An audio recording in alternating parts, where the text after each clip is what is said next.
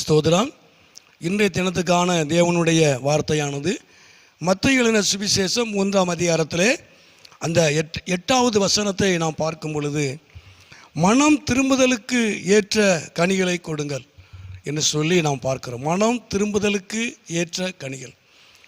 அப்போது மனம் திரும்புதலுக்கு ஏற்ற கனிகள் என்று சொல்லும் பொழுது நம்ம அந்த கலாத்தியரில் கூட வாசிக்கிற 9 விதமான கனிகளை குறித்து நம்ம வாசிக்கிறோம். ஆவியின் கனி அன்பு, சந்தோஷம், சமாதானம், நீடிய பொறுமை, தயவு, நற்குணம், விசுவாசம், சாந்த இச்சையடக்கம் என்று சொல்லி நாம் பார்க்குறோம். 9 விதமான கனிகள். இது மனம் திரும்புதலுக்கு ஏற்ற கனி. ஒரு மனிதன் ஆண்டவராகிய இயேசு கிறிஸ்துவை ஏற்றுக்கொள்ளும் பொழுது, மனம் மாறும் பொழுது, ஆண்டவருக்காக மனம் மாறும் பொழுது, ரட்சிக்கப்படும் பொழுது, ஒரு மனிதனுக்குள்ளே, ஒரு மனுஷனுடைய வாழ்க்கையிலே உண்டாகிற ஒரு கனி ஆவிக்குரிய கனி. ஆகவே தான் யோவான் சொல்லும்போது மனம் திரும்புதலுக்கு ஏற்ற கனிகள். இந்த 9 விதமான கனிகள் மாத்திரமல்ல, இன்னொரு சில இடங்களிலே நம்ம காரியங்களை வாசிக்கும் பொழுது, பிலிப்பியர் 1:10 வாசிக்கிறோம், நீதியின் கனி என்று சொல்லி பார்க்கிறோம். நீதியின் கனியினால் நிறைந்தவர்கள். நீதியின் கனி என்று சொல்லும்போது வசனத்தை எடுத்துக்கொள்ளலாம், பரிசுத்தத்தை எடுத்துக்கொள்ளலாம். வசனத்தில் நாம் நிறைய உள்ளவர்களாய் காணப்படணும். மனம் திரும்புகிற ஒரு மனிதனுக்குள்ள, ரட்சிக்கப்பட்ட ஒரு மனிதனுக்குள்ள கனிகள் என்று சொல்லி அந்த 9 விதமான கனிகள் மாத்திரமல்ல, நமக்குள்ளே வசனத்தினால் அவன் நிறைந்திருக்கணும். நமக்குள்ளே வசனம் இருக்கணும். அது நம்முடைய வாழ்க்கையிலே இருக்கிறதான ஒரு கனி.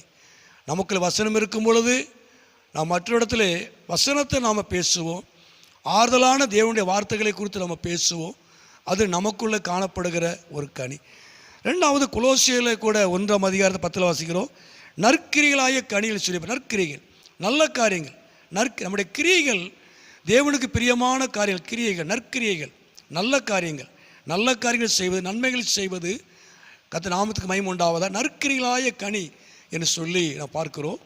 3வது அந்த 3 எபிரேயரில் 13:15 வாசிக்கிறோம், அவருடைய நாமத்தை துதிக்கும் உதடுகளின் கனியாகிய ஸ்தோத்திர பலி என்று சொல்லி பார்க்கிறோம். 3வதாக அவருடைய நாமத்தை துதிக்கிற உதடுகளின் ஸ்தோத்திர பலி கனி என்று சொல்லி பார்க்கிறோம். கர்த்தர் நாமத்துக்கு மகிமை உண்டாகும். உண்மையாகவே தேவனை துதிக்கிறது அது நம்முடைய வாழ்க்கையிலே உதடுகளின் கனி என்று வேதம் சொல்லுகிறது. இது மனம் திரும்பின ரட்சிக்கப்பட்ட ஒரு மனிதனுக்குள்ள தேவனை துதிக்கிற ஒரு கனி இருக்கணும். தேவனை துதிக்கணும், தேவனை ஆராதிக்கணும். கர்த்தர் நாமத்துக்கு மகிமை உண்டாவதாக. சில நல்ல காரியங்கள், நல்ல விஷயங்கள் சில மனுஷனுடைய வாழ்க்கையிலே காணப்பட்டாலும் கூட தேவனை துதிக்கிறது அது அவனுக்குள்ளே உதடுகளின் கனி என்று வேதம் சொல்லுகிறது. நாம் கர்த்தரை துதிக்கணும். அதுவும் ஆவிக்குரிய கனிகள். உண்மையாகவே நாட்களில் மனம் திரும்புதலுக்கு ஏற்ற கனிகளை நீங்கள் கொடுங்க. யோவானில் 15 கூட வாசிக்கிறோம், நீங்கள் போய் கனி கொடுக்கும்படியாக, நீங்கள் உங்கள் கனி நிலைத்திருக்கும்படியாக என்று ஆண்டவர் சொல்கிறார் இல்லையா? அப்போ உண்மையாகவே நீங்கள் போய் கனி கொடுக்கணும். நம்ம இந்த உலகத்தில், இந்த பூமியில் ரட்சிக்கப்பட்டிருக்கிறோம். நாம் தேவன் விரும்புகிற கனி உள்ள ஒரு வாழ்க்கையாய் நம்ம வாழணும். கர்த்தர் அதுக்காகவே இந்த உலகத்தில் நம்மளை ஏற்படுத்தி வைத்திருக்கிறார். அந்த கனியிலே, அந்த கனி உள்ள வாழ்க்கையில் நம்ம நிலைத்திருக்க அவர் நமக்கு உதவி செய்வார். மனம் திரும்புதலுக்கு ஏற்ற கனிகளை கொடுங்கள் என்று சொல்லி பார்க்கிறோம். உண்மையாகவே கர்த்தர் தாமே நாட்களில் அவர் உங்களையும் என்னையும் கனி கொடுக்கிறவங்களாய் கர்த்தர் பூமியில் வைத்திருக்கிறார். நம்மை ஆசீர்வதிப்பார். நம்ம மூலமாய் கர்த்தர் மகிமைப்படுவார். அவர் பெரிய காரியத்தை அவர் செய்வார். ஜெபம். எங்களை அதிகமாக நேசிக்கிற நல்ல பிதாவே, அருமையான ஆண்டவரே, இந்த நேரத்துக்காக நன்றி செலுத்துகிறோம். இந்த சத்தத்தை கேட்டுக்கொண்டு அருமையான நம்முடைய பிள்ளைகளை, என் குடும்பங்களை ஆசீர்வதிப்பீராக.